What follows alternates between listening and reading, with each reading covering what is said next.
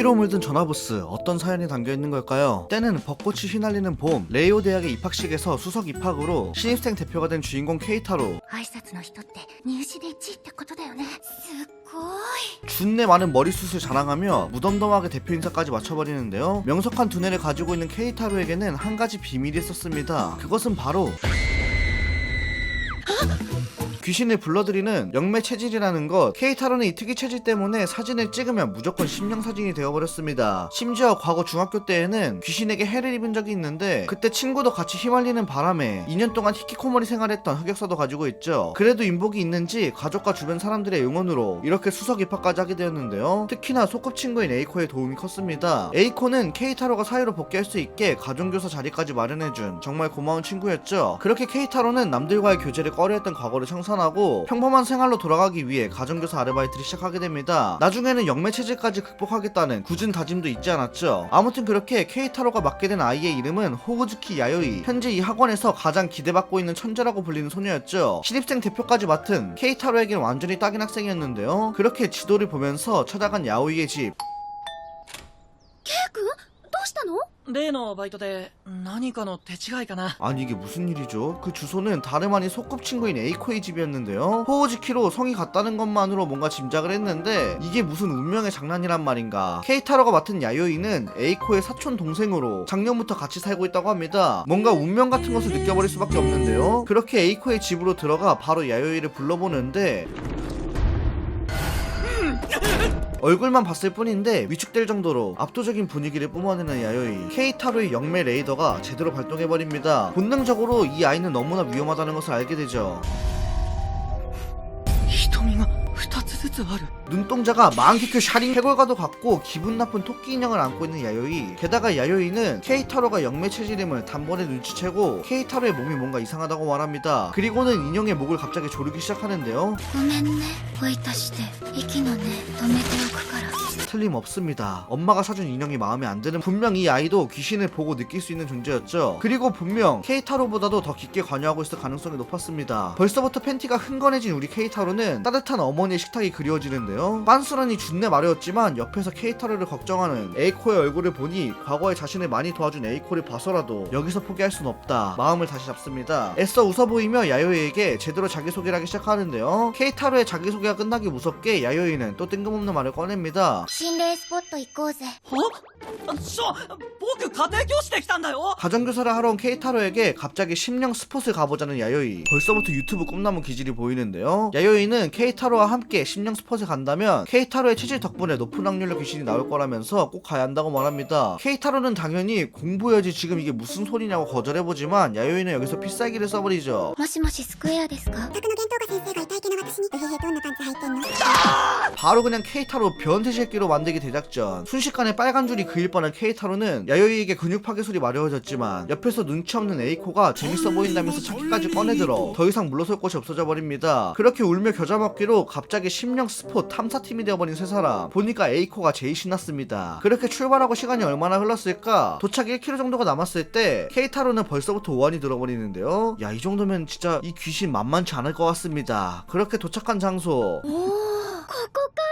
그것은 한 공중전화. 이 공중전화에는 여자 귀신이 나온다는 소문이 들린다고 하는데요. 소문에 의하면 어느 한 인기 호스티스가 많은 손님들을 거느리면서 빚을 질 때까지 등골을 쪽 빨아먹고 돈이 없으면 출입 금지를 시켜버려 스토커가 된 손님들한테 쫓겼다고 하는데요. 그렇게 쫓겨다니다 신고를 하기 위해 공중전화에 들어왔는데 오히려 갇혀버리게 되어 능욕을 당한 뒤 살해당했다고 합니다. 그 이후 불합리하게도 나만 불행해지는 건 용납 못해 라면서 그때 일을 똑같이 겪게 해준다는 증말하다가 등골이 오싹해지는 이야기인데요. 물론 소문이 꼬리에 꼬리를 물었으니 사실이 아닐지도 모르지만 케이타로는 느끼게 됩니다. 이 공중전화로부터 느껴지는 오한을 말이죠. 계속되는 야요의 땡깡으로 케이타로는 공중전화에 전화를 걸 테니 아무 일도 안 일어나면 돌아가겠다를 시전해버리는데요. 하지만 이런 애니 종특 아무 일도 안 일어날 확률은 0에 수렴합니다. 그렇게 케이타로가 전화를 걸자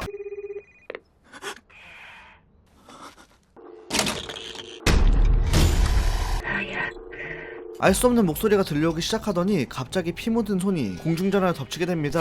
왔다마 진짜 존나 무서운데요? 케이타로와 에이코의 일행은 진짜 이건 좆돼버렸음을 감지하고 바로 차를 타고 집으로 빤스런을 쳐버립니다. 그리고 집에 돌아오자마자 바로 야요이를 나무라는데요. 공부를 해야 할 상황에 심령 스폿으로 가자고 조르더니 진짜로 귀신 때문에 위험한 상황에 처해버렸으니 케이타로는 잔뜩 화가 나버렸습니다. 그래도 아무튼 무사히 돌아오기도 했고 침착하게 원래 목적대로 야요이에게 공부를 알려주려고 하는데요. 역시 학원에서의 말은 틀리지 않았습니다. 중학교 수업 문제도 전부 다 맞춰버릴 정도로 야요이는 완전히 영재였죠. 잠시 쉬는 시간 케이타로와 에이코는 마당에 나란히 앉아 야요이에 대한 이야기를 시작합니다. 여기서 에이코는 야요이의 과거 이야기를 해주는데요. 야요이는 어린 시절부터 평범한 경치와 어두운 경치가 각각 따로 보인다고 입버릇처럼 달고 살았습니다. 야요이의 어머니도 병원에 데려가 봤지만 딱히 그렇다 할 병명을 알아내지 못하는데요. 하지만 그런 건 크게 문제가 되지 않았죠. 가족끼리 행복한 시간만 있다면 그것만으로 충분했습니다. 야요이의 부모님은 야요이를 정말 사랑으로 키웠는데요. 오늘도 놀이공원에 갔다가 집으로 돌아가던 길 パパ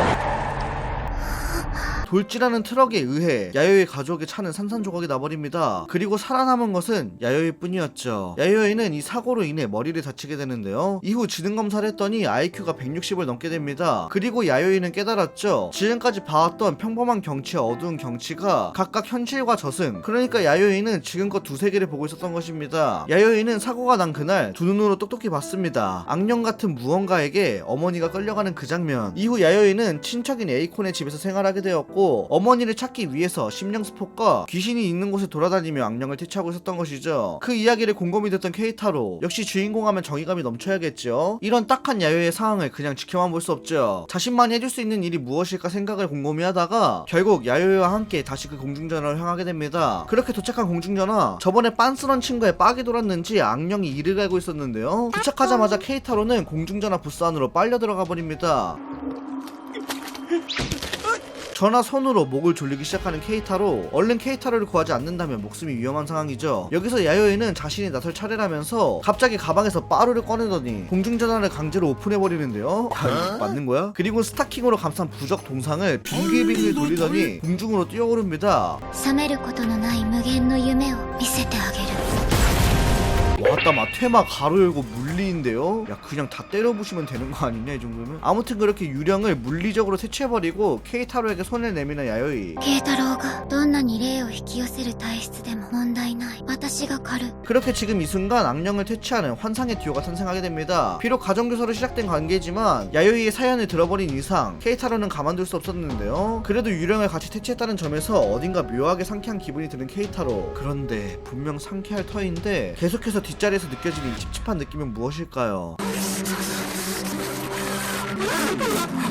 집으로 돌아온 세 사람은 자그마한 축하 파티를 엽니다. 케이타로는 케이크를 먹으면서 다시 생각해봐도 자신은 귀신을 너무 싫어하는 것 같다고 말하는데요. 그 말에 에이코는 케이타로가 분명 자각이 없는 것일 뿐이라고 말합니다. 전화부스 앞에서 전화를 거는 케이타로의 얼굴은 분명히 웃고 있었죠. 그 행동은 거짓 한 점 없는 진심을 보여주는 케이타로의 진정한 모습이었습니다. 그리고는 에이코는 오싹한 말투로 말을 이어가는데요. ケイ君あなたは恐怖を愛している 과연 케이타로의 진심은 무엇일까요? 그리고 야요이 또한 영매 체질임에도 귀신과 맞닥뜨릴 확률이 낮은 건 어째서일까요? 상상에 지나지 않지만 분명 귀신이 야요이를 피하고 있는 게 아닐까 생각이 됩니다. 앞으로 일어나게 될 귀신과 관련된 수많은 이야기들, 오늘 소개시켜드릴 애니메이션은 보는 내내 오싹하게 만들었던 다크 게더링입니다.